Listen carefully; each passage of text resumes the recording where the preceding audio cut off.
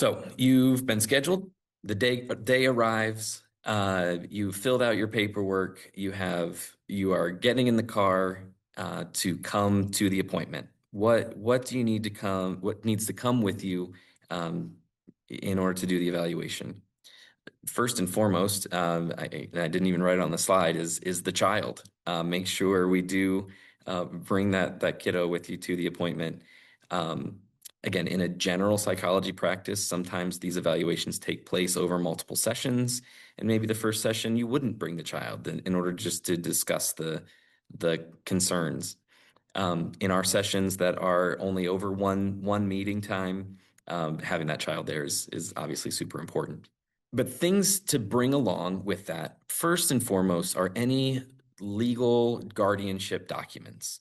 As I mentioned before, we are required by law to confirm and ensure that a legal guardian is present to participate in that evaluation. That guardian is the person responsible for giving consent and permitting that evaluation to take place, as well as giving consent for evaluation services. I'm sorry, therapy services.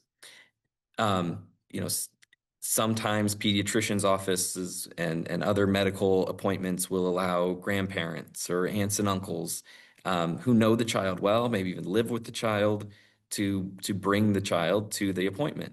At our level of intensity and then also of legal requirement, we do need that parent or legal guardian to be there.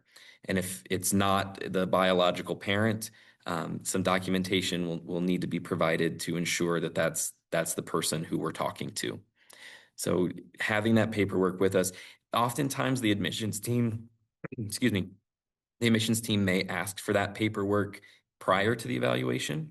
And so if you've already shared it, that's likely sufficient. But having that with you at that appointment is also very helpful. Other things that documentation that is helpful are previous evaluation reports or any documentation of services from the child's school. And so any IEPs or behavior reports, even report cards to a degree are helpful to see. And so bringing some of that documentation would be great.